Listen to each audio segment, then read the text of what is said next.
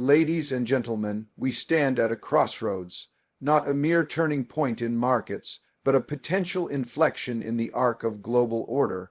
We are not just approaching another recession, we may be staring down the barrel of an economic heart attack, driven by unsustainable debt, political fragmentation, and an unraveling global monetary system. We are on the brink of something much more serious than a recession. A recession, by definition, is a temporary economic slowdown, a dip in growth that eventually finds its way back to recovery. It is part of the normal business cycle, expansions and contractions that have repeated for centuries, but what we are seeing today goes far beyond that.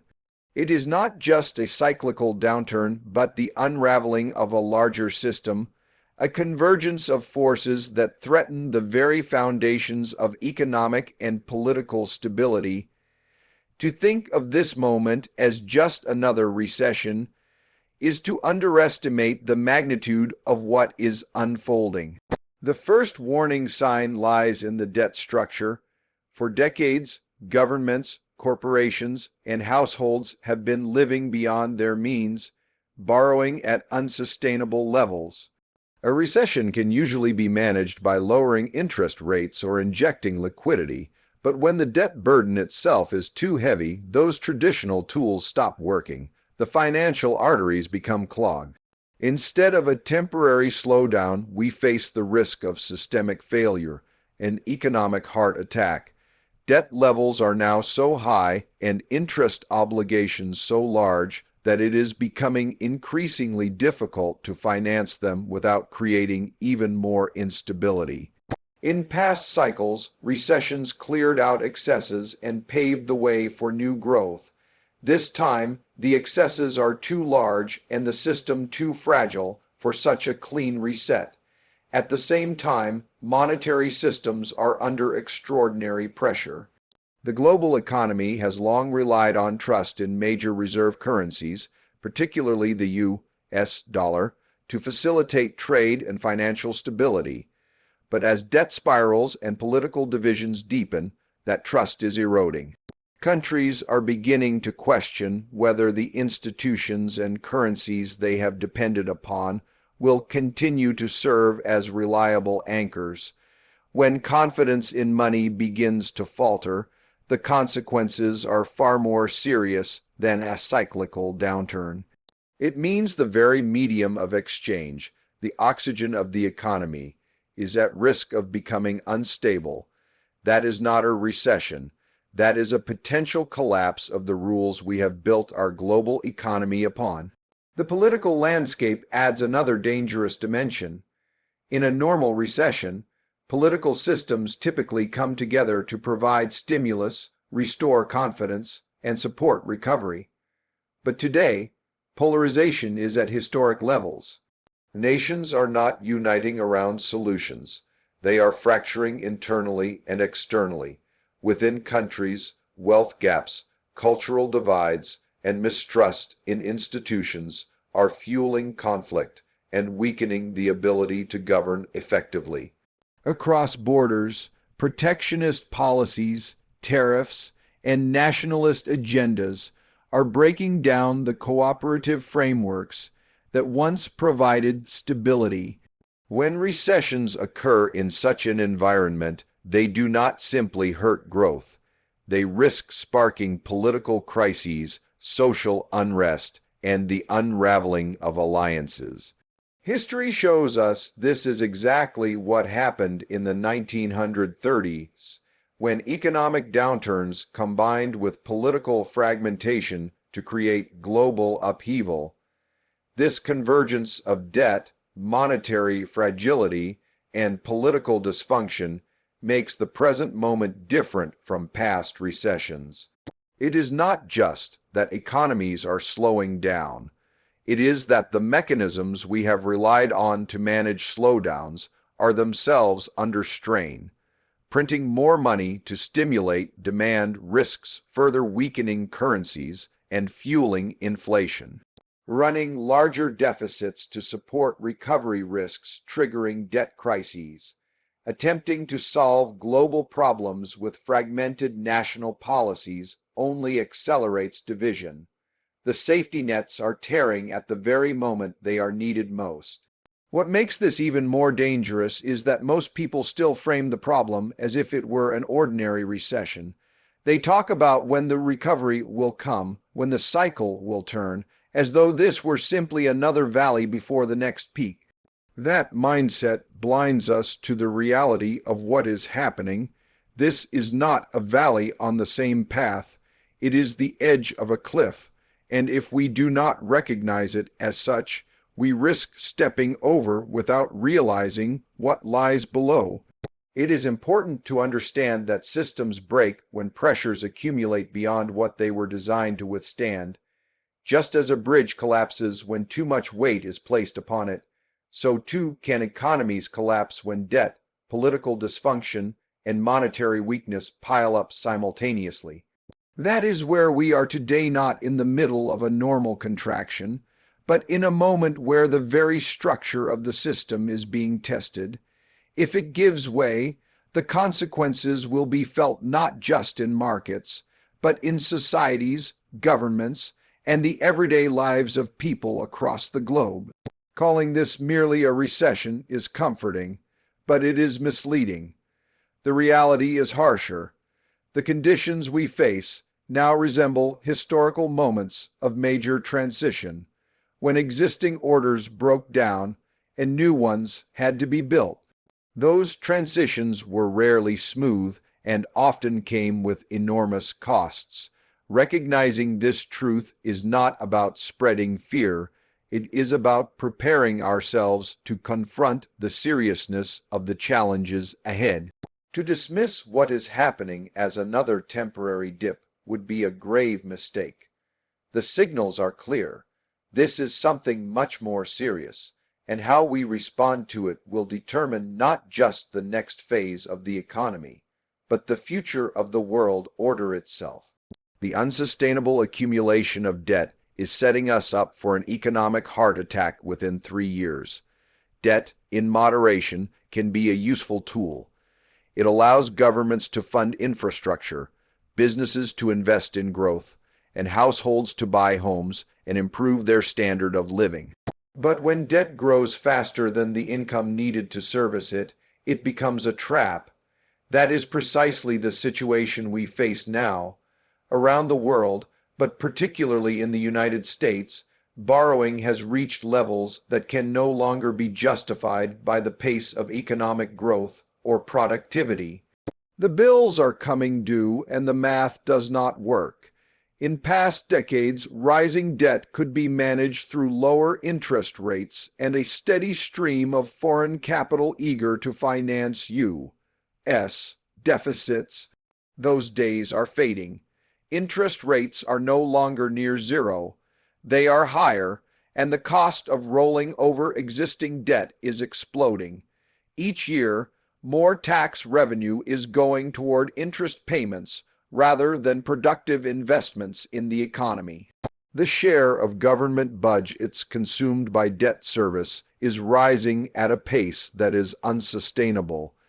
If left unchecked within a few years, interest alone will exceed spending on critical areas like defense, education, and health care.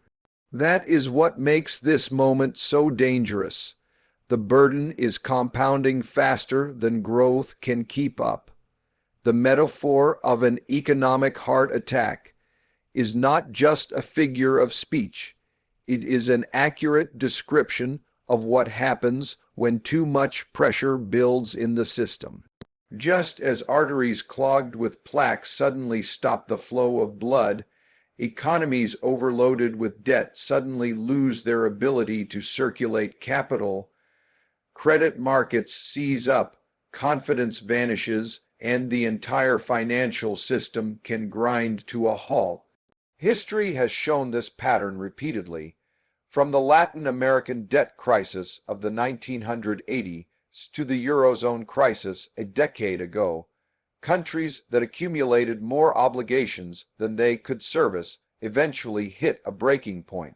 They did not collapse gradually, they collapsed suddenly as confidence evaporated and investors fled. What makes the current situation more alarming is its global scope. It is not confined to one region or one set of borrowers.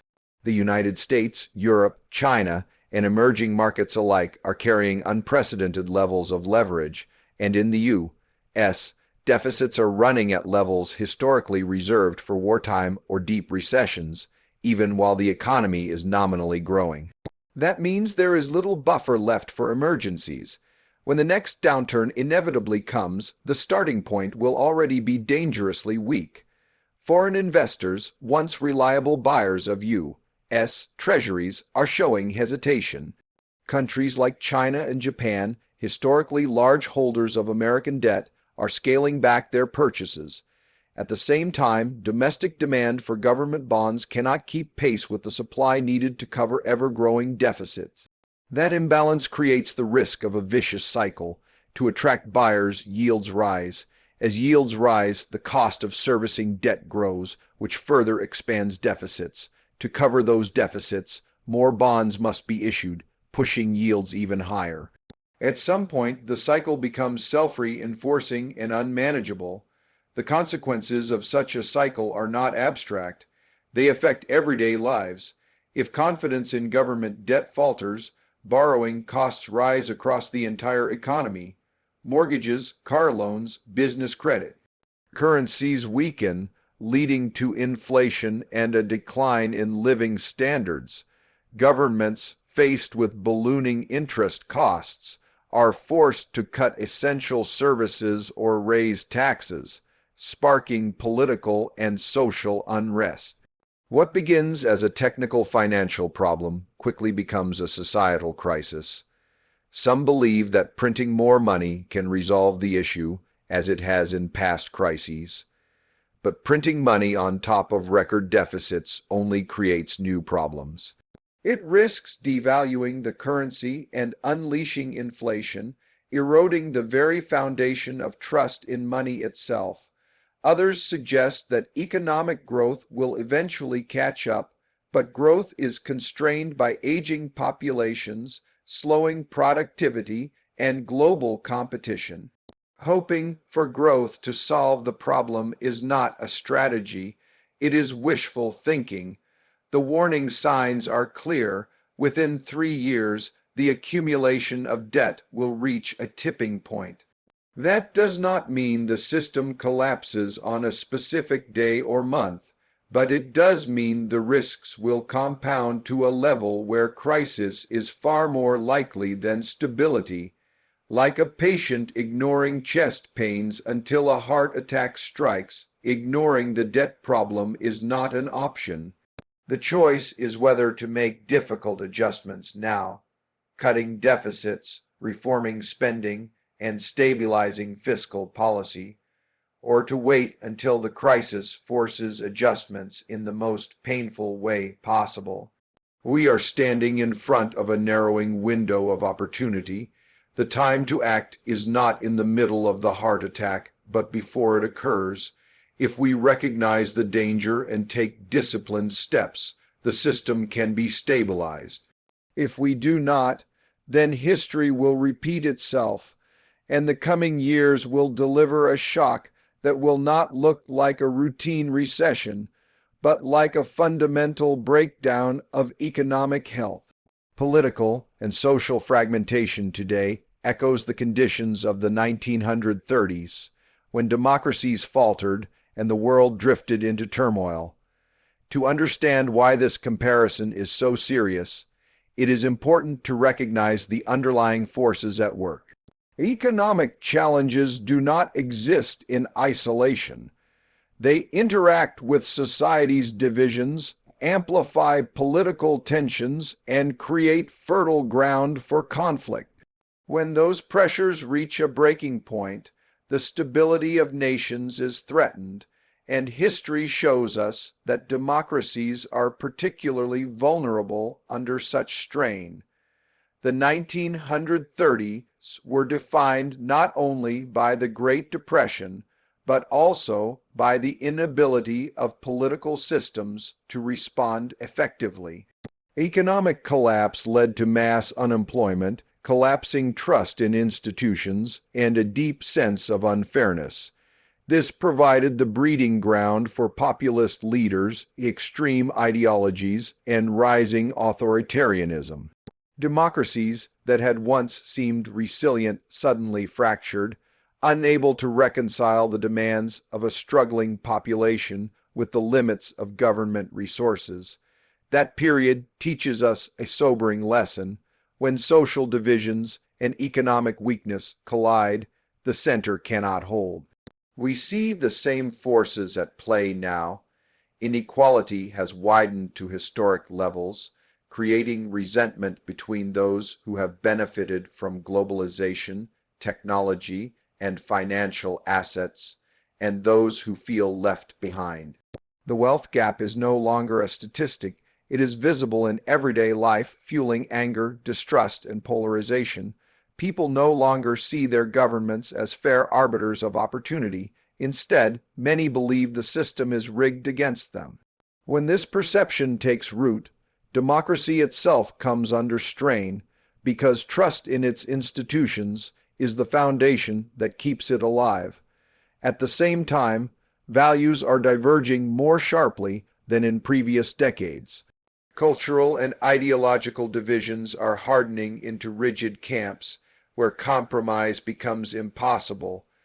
Rather than working together to solve problems, political leaders are incentivized to deepen divisions for short-term gain. Social media amplifies these rifts, creating echo chambers where people see only the extremes of their opponents and none of the nuance. The result is a society where dialogue erodes, cooperation becomes rare, and conflict becomes normalized. These internal fractures are mirrored on the international stage.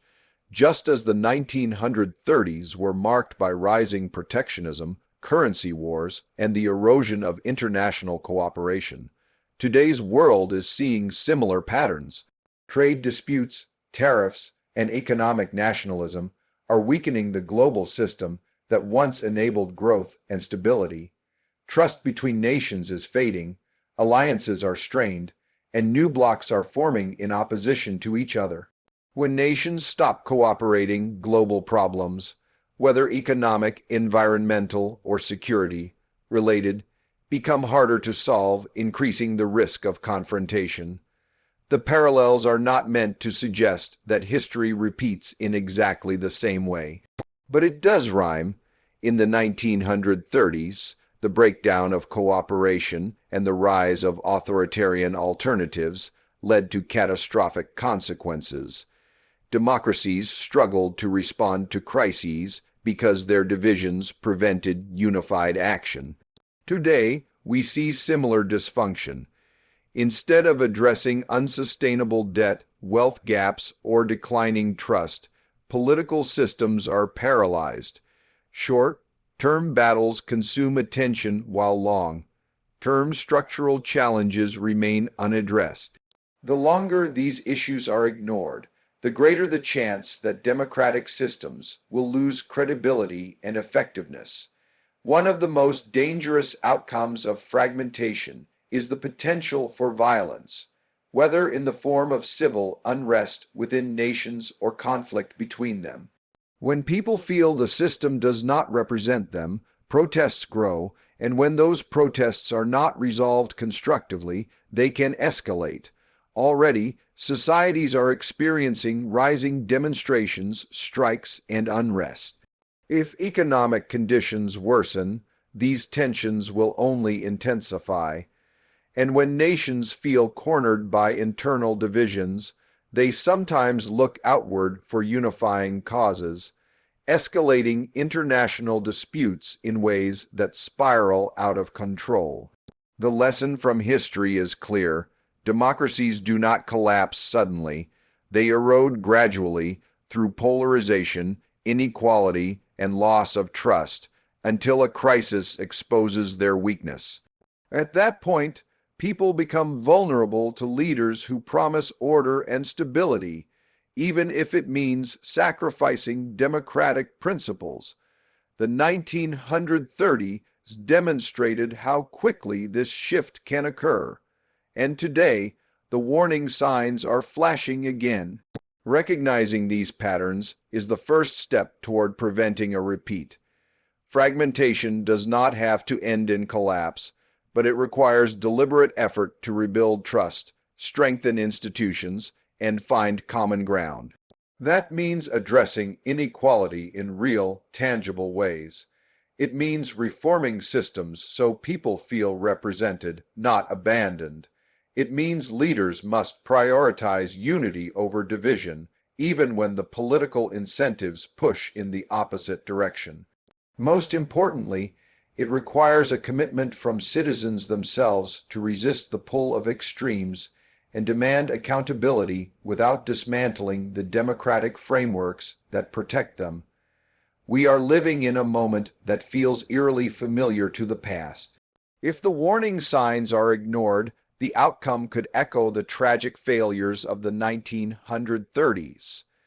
But if they are taken seriously, this period of fragmentation could instead become a turning point, a moment where societies confront their divisions and rebuild stronger foundations for the future. The choice lies not in whether history repeats, but in whether we learn from it before it is too late.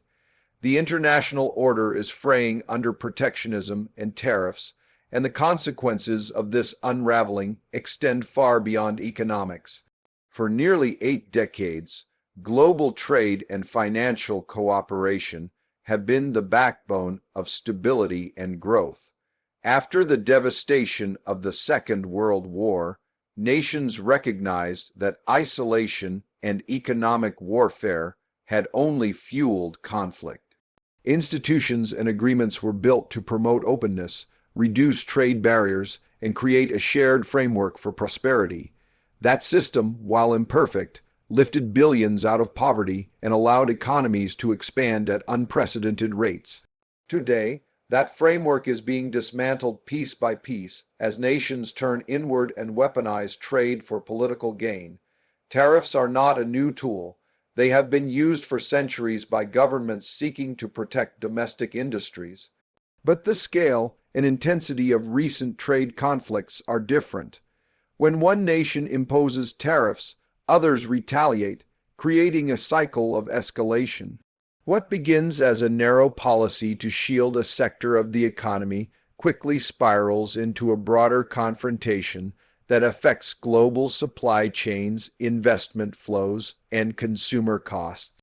In an interconnected world, tariffs are no longer isolated measures.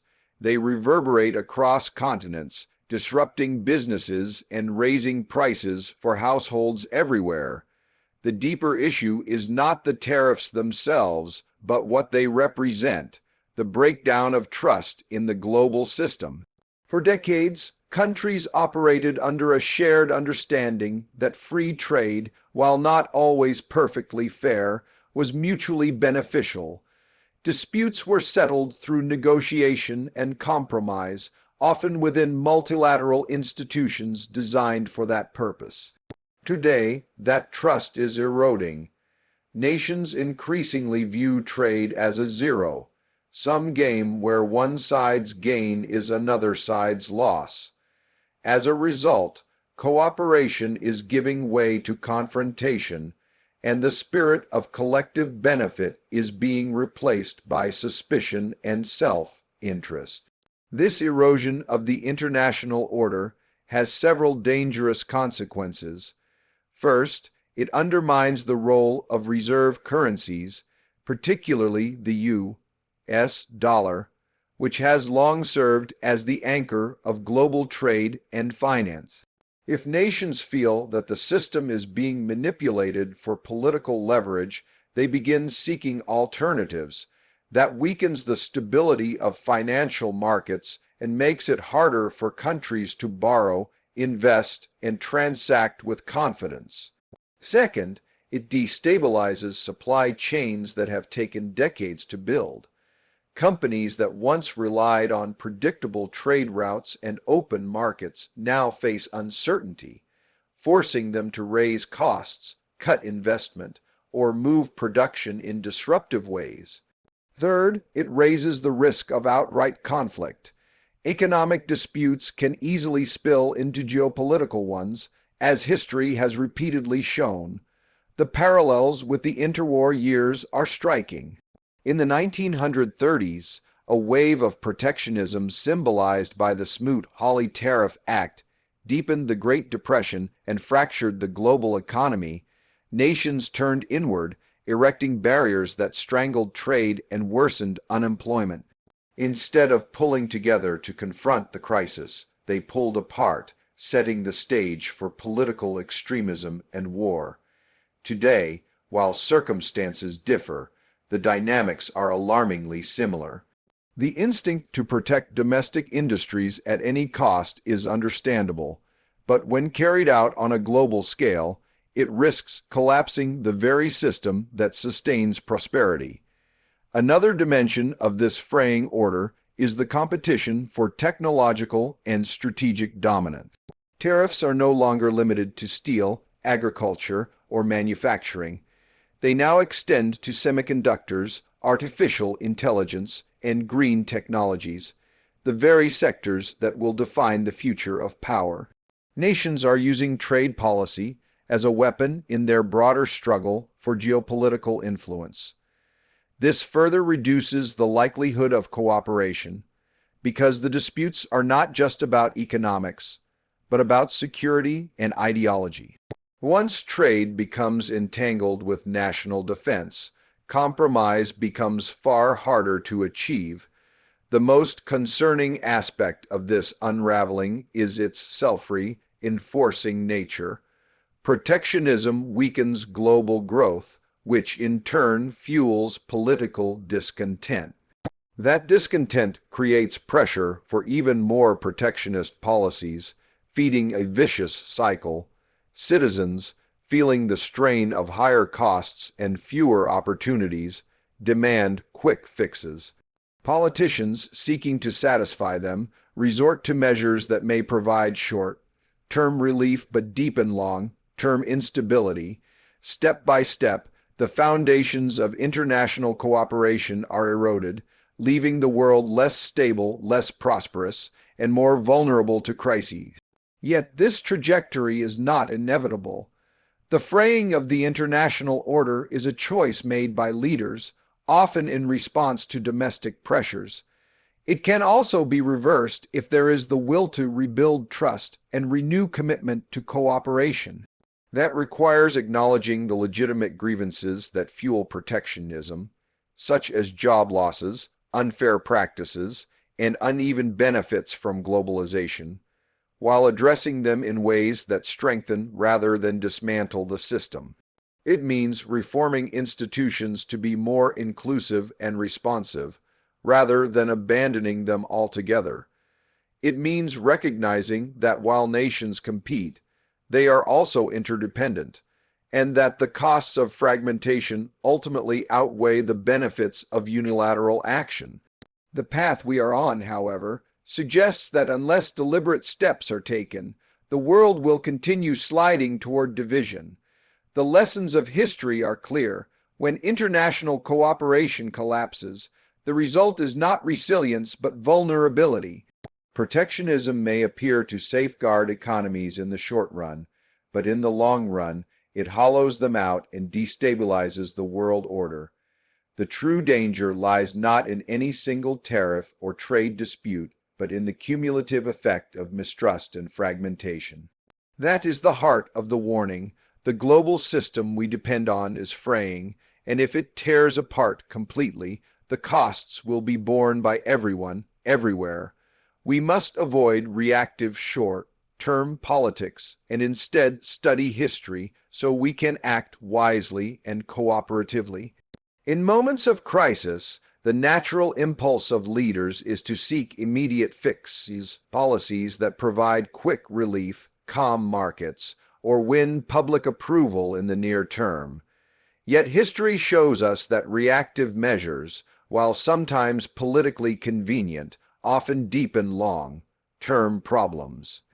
True wisdom comes not from chasing headlines, but from understanding patterns that have repeated for centuries and learning how to navigate them with foresight. The reason history is so valuable is that human behavior does not change as much as we imagine. The technologies, institutions, and circumstances may evolve, but the cycles of debt, conflict, inequality, and power shifts are remarkably consistent. Every great empire or leading nation has faced moments when economic strains, social divisions, and geopolitical pressures converged. In many cases, short-term responses only postponed the inevitable, while more deliberate, cooperative strategies offered a path to stability. When we look at the present moment, it is clear that we are once again in one of those pivotal cycles. The stakes are high, and the lessons of the past should not be ignored. Consider debt crises throughout history. Nations burdened with excessive borrowing often sought to cover the problem by printing more money or taking on new obligations rather than confronting the underlying imbalance. These decisions may have bought time, but eventually they undermined currencies, destroyed savings, and triggered inflationary spirals. Those who studied history could see the warning signs well in advance. Those who did not repeated the same mistakes. Today, as debt levels surge to unprecedented heights, the temptation to manage the problem with short-term patches is strong. Yet the record is clear: unless structural reforms are made, the outcome is always instability. The same principle applies to political fragmentation. In periods of social division, leaders often cater to the demands of their base, seeking immediate approval instead of building consensus. That may strengthen their own position in the short run, but it weakens the system as a whole. History offers countless examples of republics and democracies that faltered not because of external enemies, but because their leaders prioritized partisan advantage over national unity.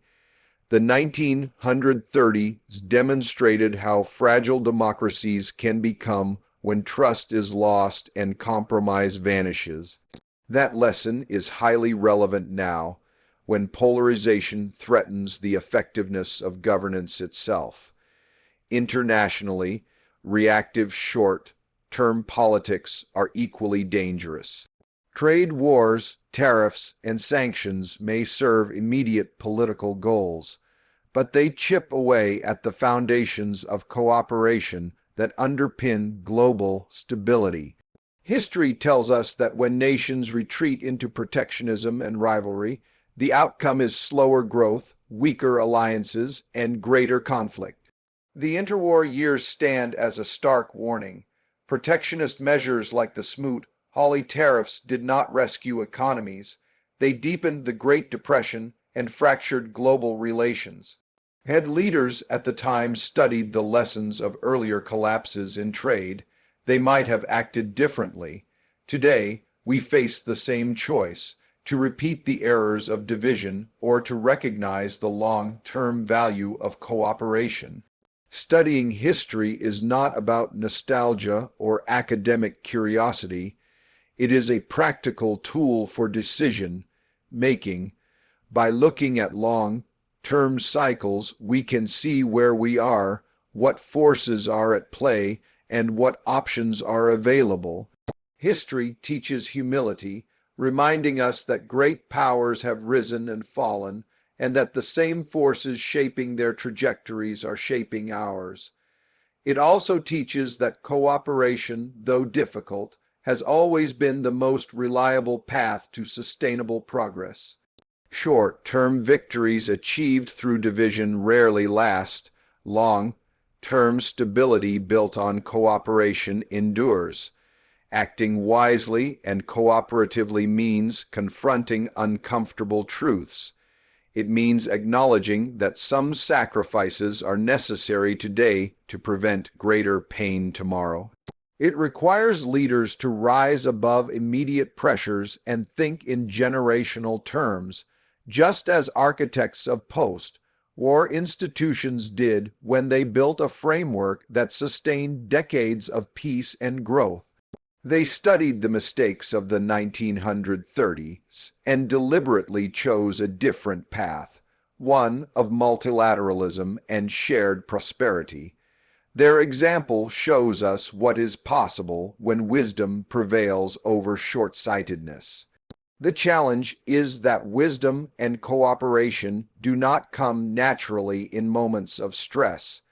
They must be cultivated.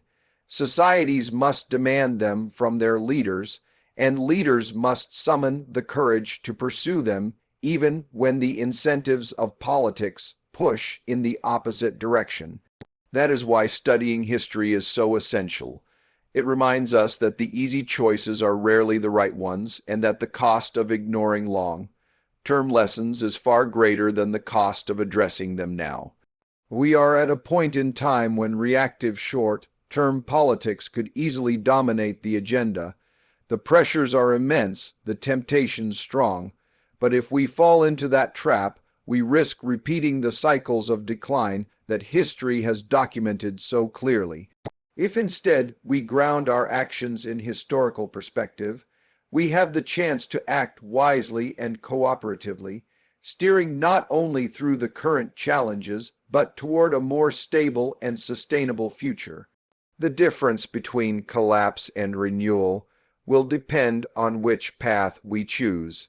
So let this be our pledge, to not merely survive the next crisis, but to emerge stronger, guided by lessons of the past, grounded in fiscal sanity, and committed to rebuilding trust, both within our borders and across them. The global collapse may have already begun, but with understanding, resolve, and inspired action, we still have the power to change its course.